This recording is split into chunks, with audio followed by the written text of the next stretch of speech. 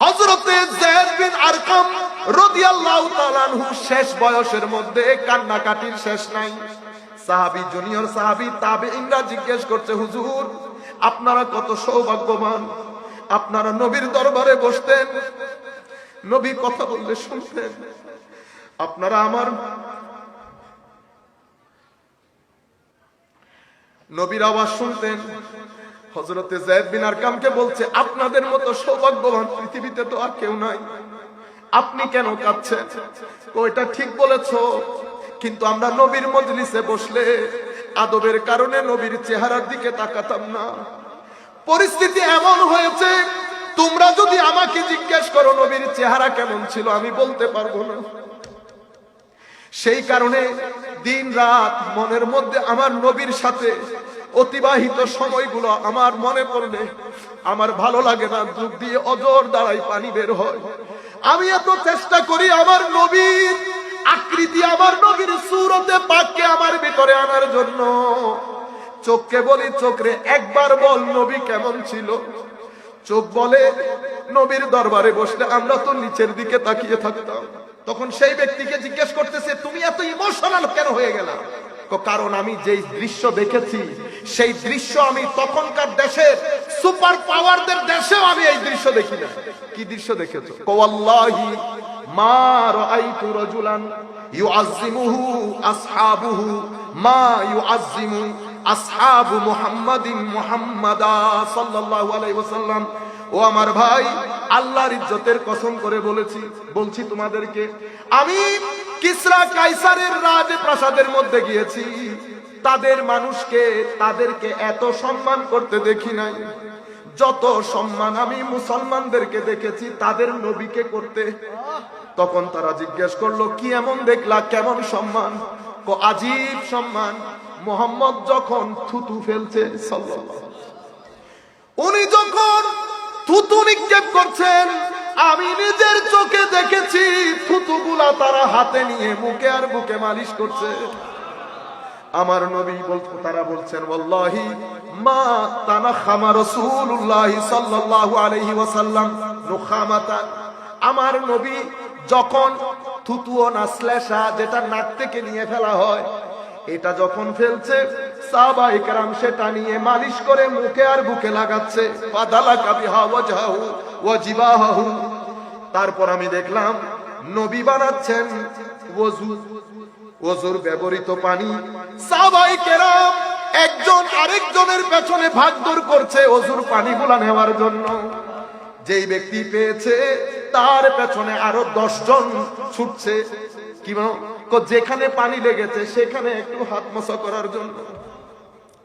আমি দেখলাম এতগুলা সাহাবী কেউ মুহাম্মাদের দিকে সাল্লাল্লাহু আলাইহি ওয়াসাল্লাম চোখ করে তাকাচ্ছে না, সবার দৃষ্টি নিচে।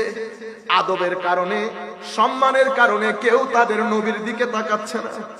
হযরতে যায়েদ বিন আরকাম রাদিয়াল্লাহু তাআলা আনহু শেষ বয়সের মধ্যে কান্নাকাটির শেষ নাই।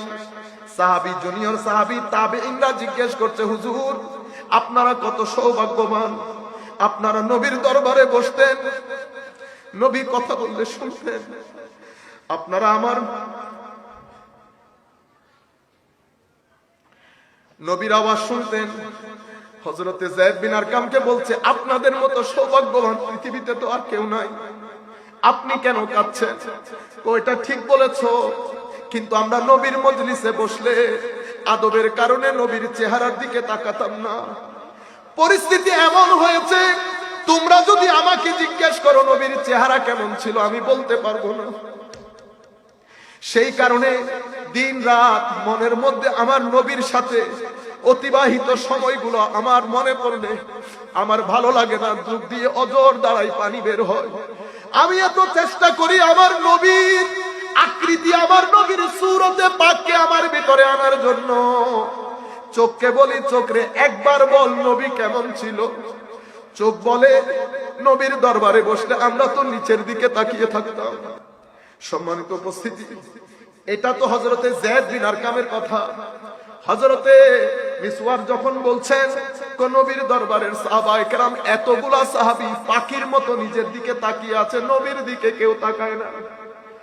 এই নবী যখন কোনো কিছু করতে বলতো, লক্ষাধিক সাহাবী একসাথে গিয়ে ওই কাজ করতে চাইতো। এমন ওবিডিয়েন্স, এমন প্রেম, এমন এশ।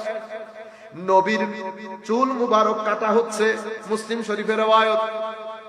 যে রওয়ায়াতগুলো বলছি সব বুখারী মুসলিম শরীফের রওয়ায়াত, বাইরের কোনো কিছু না। নবীর চুল কাটছে।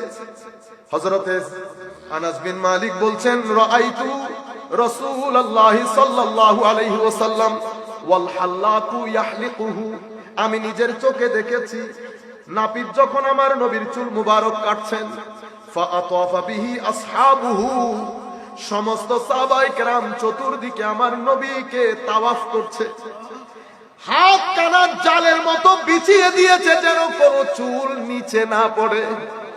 চুলের প্রতি, আমার নবীর চুল মুবারকের প্রতি, এটা সাহাবায়ে কেরামের আদব। বুখারী শরীফের মধ্যে হযরতে আবু উবাইদা জলিলুল কদর সাহাবী হযরতে আনাস বিন মালিককে বলছে, আনাস, শুনেছি তোমার কাছে আমার নবীর চুল মুবারক আছে। আনাস রে, আমার কাছে যদি আমার নবীর একটা চুল থাকতো, আমি দুনিয়ার সবচেয়ে উত্তম সম্পদ মনে করতাম আমার নবীর ওই চুল মুবারককে। আমার নবী মধ্যাহ্ন অর্থাৎ জোহরের পরে আমার নবী ঘুমোতে গেছেন উম্মু সালামার ঘরে। কতক্ষণ পরে আমার নবীর শরীর থেকে চিনচিন করে ঘাম বের হচ্ছে। পাটাইয়ের মধ্যে আমার নবী চাটাই টাইপের কোনো কিছুর মধ্যে শুয়েছে। তপ্ত গরম, গরমের মধ্যে আমার নবীর শরীর মুবারক থেকে ঘাম ঝরছে। কতক্ষণ পরে উম্মু সালামা ছোট্ট একটা বোতল শিশির নিয়ে ওই ঘামগুলো পুরানোর চেষ্টা করছে। আওয়াজ হওয়ার কারণে আমার নবী জিজ্ঞেস করছেন, উম্মু সালামা তুমি কি করছো? হযরত উম্মু সালামা জবাব দিলেন, হুজুর, ঘাম মুবারক গুলো একটু সংরক্ষণ করার চেষ্টা করছি। কেন? এগুলো বিভিন্ন অনুষ্ঠানে আমাদের বাচ্চাদের আতর হিসেবে ব্যবহার করার জন্য।